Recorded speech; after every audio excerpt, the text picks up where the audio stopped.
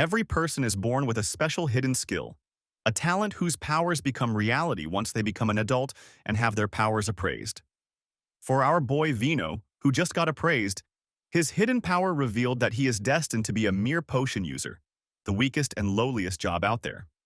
While all of his friends turned out to be cool stuff like warlords and mages, he just got the ability to brew and throw potions. Nonetheless, his potion brewing prowess managed to make him part of the A-rank party named Assault. But as it turns out, Vino is more or less the class clown inside the party, with most members making cruel jokes at his expense because of how weak he is, while others, like the martial artist Amina, actually feel bad for him and try to cheer him up. The party leader, Tommy, is however the most concerned about Vino's abilities and his contributions to the party.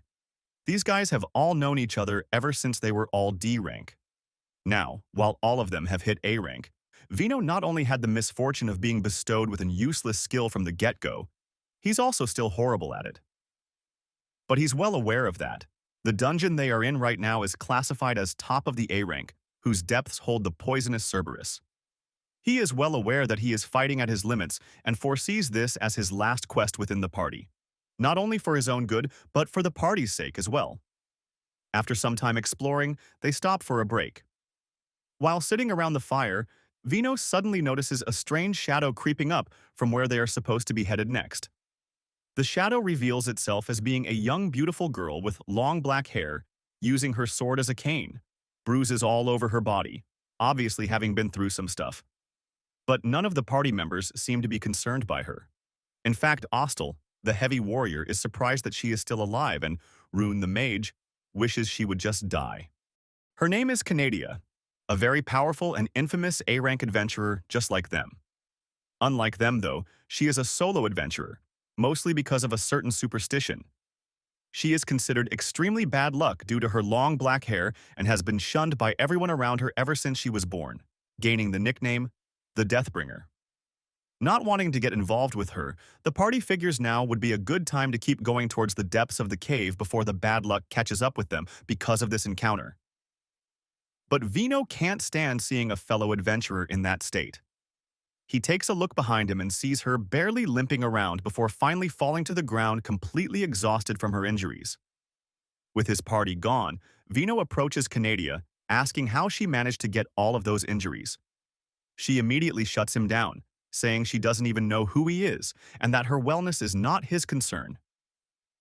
Still wanting to help, Vino pulls out 2 healing potions and hands them to her, saying that they're his own doing, way better than whatever you could ever find at a store. She is still skeptical as to what those potion vials really contain. Due to her usual distrust for humans, Vino might as well be trying to poison her with those vials.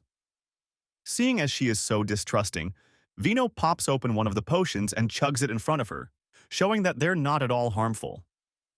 He hands Canadia the other potion, which she shyly accepts this time, and runs off to his party without even giving her the chance to thank him for the potion. She is still a bit worried about it, but after a quick while she decides that it should be safe to drink. Immediately after drinking it, like magic, all of her wounds and scars completely regenerate, and she realizes that due to that potion it feels like she was never even hurt to begin with. Meanwhile, our party has finally reached their goal, the Cerberus. The fight is going well, with everyone fighting the beast to the best of their abilities. Even Vino is putting his potion user skills to good use, throwing potions right into his comrades' mouths for healing, which is a skill he perfected over the years with this party. But even so, some party members still have complaints about Vino's speed at providing the healing potions to them. Nonetheless, in the blink of an eye, the beast goes down with very low effort from the A-rank team. Tommy calls out to Vino and lets him know that with this quest, everyone in the party has in fact completed the 20 A-rank quests needed to challenge the S-rank promotion test, thanking Vino for his aid in helping everyone in the party. He extends his arm for what seems to be a gratitude handshake. Vino reciprocates the gesture, but just as he does so, Tommy stabs Vino in the abdomen with a sword, while again thanking him for everything he did for them. Vino falls to the ground, screaming in pain, with the sword still inside him. Rune also hits him with a magic fireball, saying her hand just happened to slip. Tommy crouches down and tells him that sadly, he's just a victim of circumstance, The compensation given to an A-rank party, in case one of its members succumbs in a dungeon, is huge. He continues, saying that this plays perfectly with the fact that the party needed to get rid of him anyways if they wanted to progress to S rank, since there are healing mages out there that could not only do his job better but also aid them in fighting. Before leaving him for dead, they also take his potion bag, saying that it was originally bought with their money, and as such, it's not his anymore. Tommy mockingly assures him that at least some of the money they will be getting from his death will be sent to his family back home. With that, Tommy readies his sword to finish Vino off, but all of a sudden the cave starts shaking violently. They turn around and see that a tyrant dragon, an S-rank monster, has creeped up from behind them while they were busy doing Vino dirty. They instantly fall back, realizing they have no shot at defeating that thing, and let Vino become bait for the dragon while they flee. With his potion bag gone, he remembers he still has 3 emergency potions hidden in one of his boots. But even fully healed 3 times over, it's futile. There is no way a mere healer is getting away from an S-rank dragon.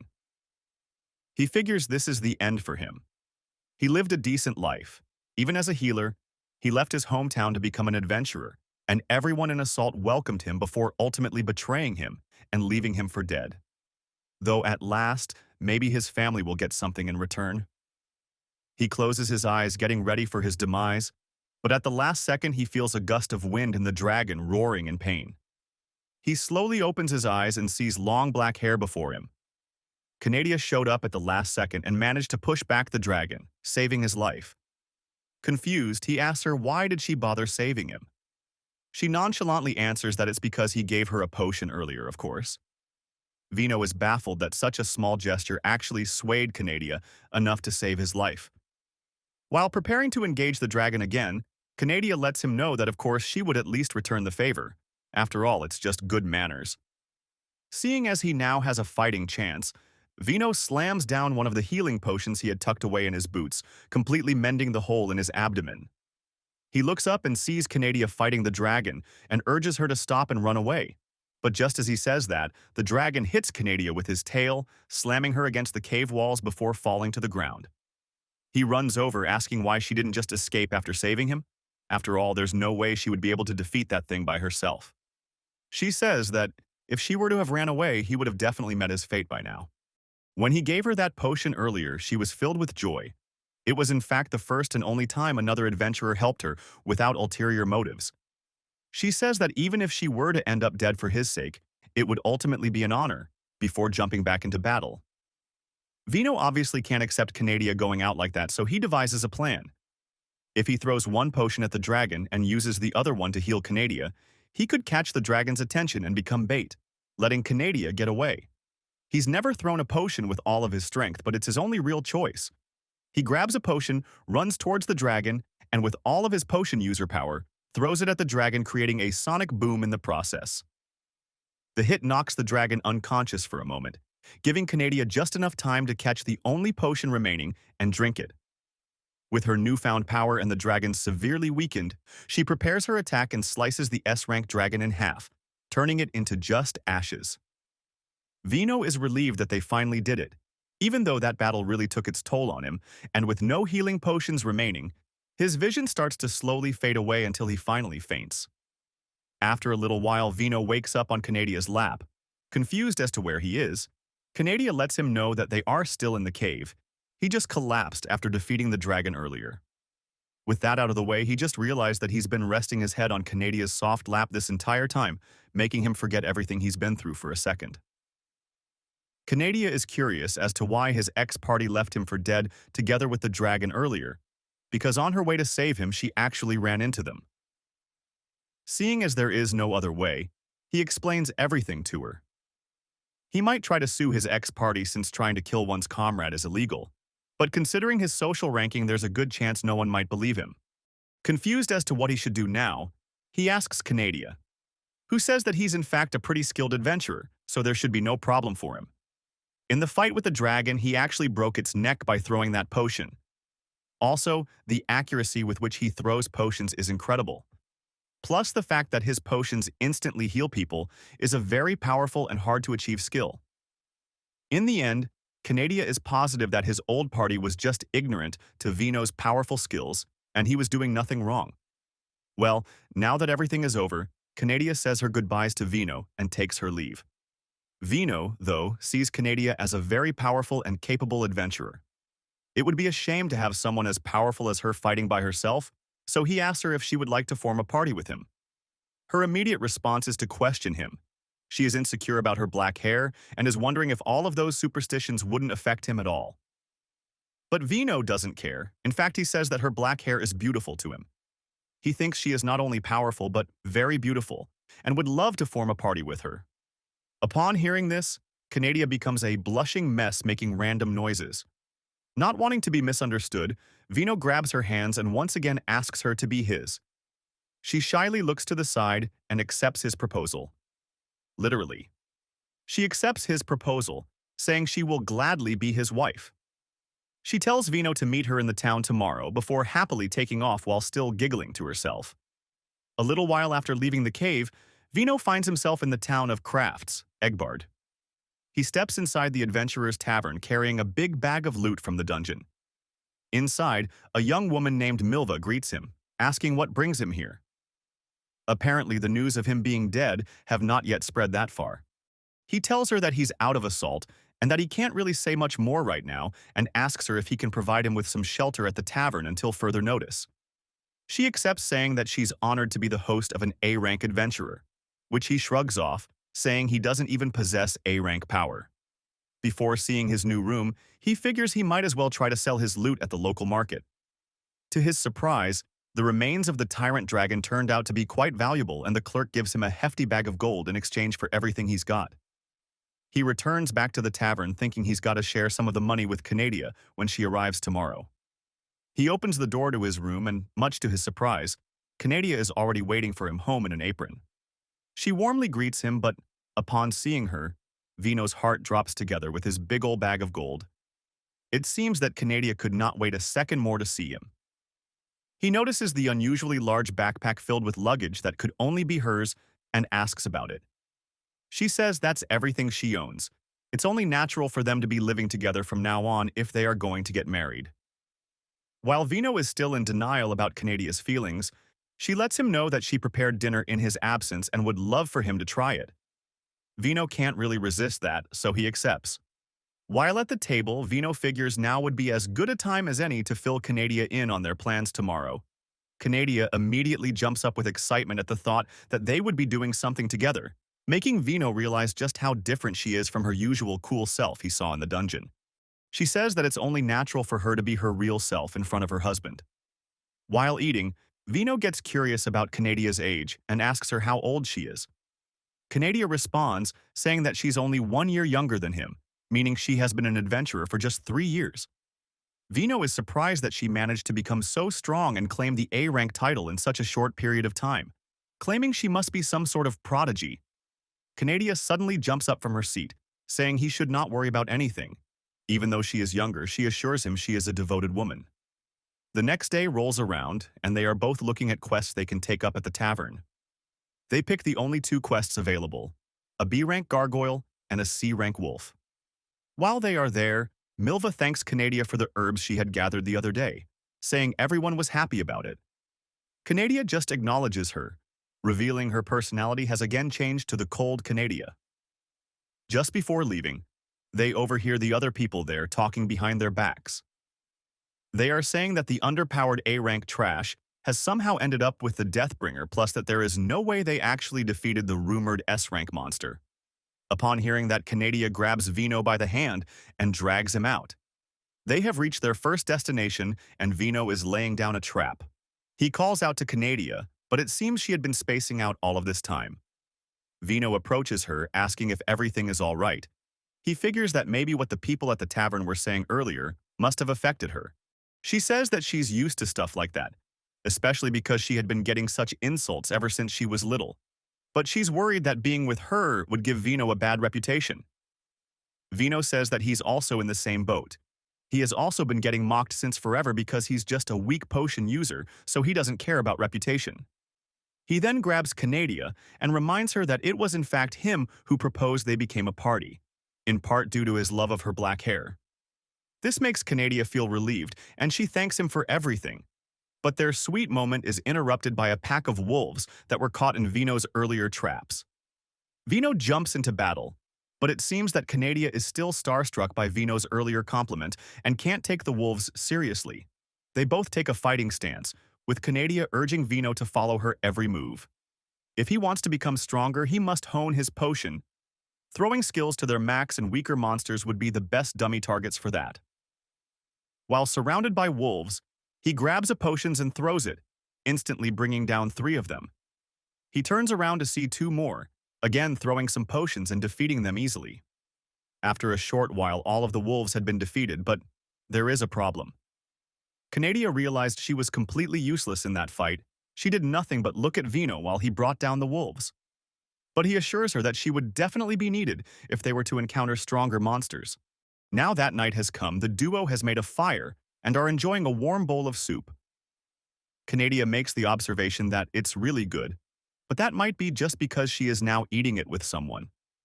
Vino is curious about Canadia's past and her motives for becoming an adventurer.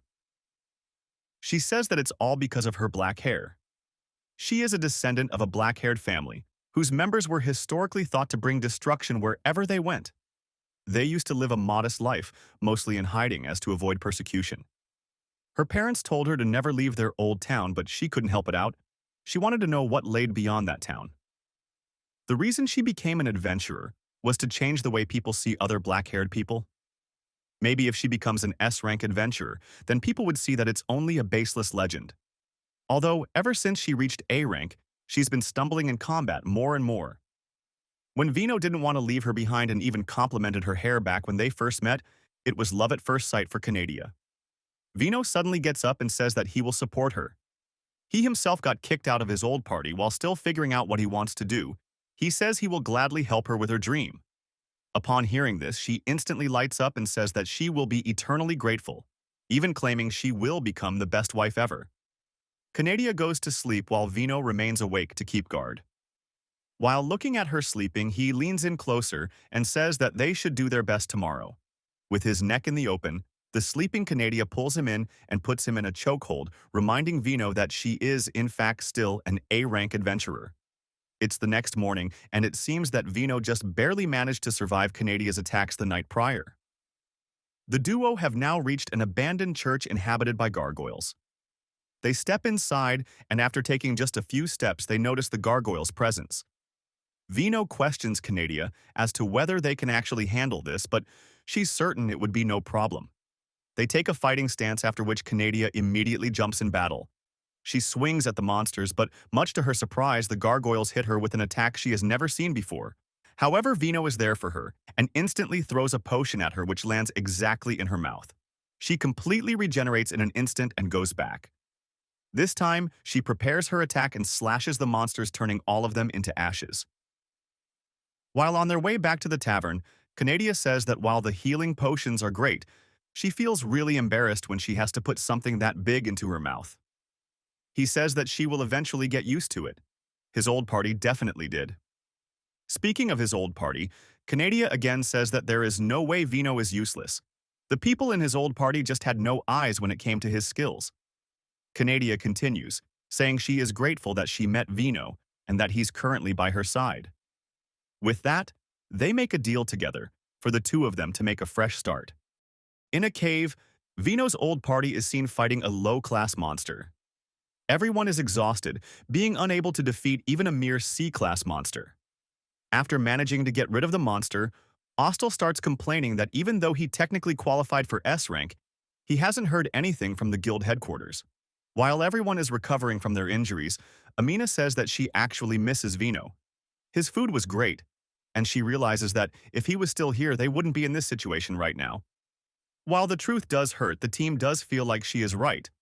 But Ostel tries shifting the blame on the new healer, Gal, saying that they kicked out an incompetent healer, and somehow an even more incompetent one got in. But Gal is having none of it. He came all the way here from the royal capital just because he heard he could join an A-rank party. But what he got is this team. Everyone's movements are well under B rank and not even close to S rank. First, there's a heavy warrior who doesn't have any real power but goes on the offensive without thinking. Secondly, there's a martial artist who can't defend herself and gets dizzy while trying to fight enemies. a mage whose real power counted on Vino's magic potions and now runs out of magic mid-fight. And the worst of all is the leader. Completely useless, not giving anyone any orders and not scouting out anything ahead of time. Gal lets them know that even coming from the best healer out there, healing magic can only do so much. He says that Vino must have been really good if he was able to keep this party of idiots alive. Maybe he should go join Vino's new party. While everyone was standing around, suddenly a roaring sound started filling the cave. They turn around and see a huge dragon coming towards them.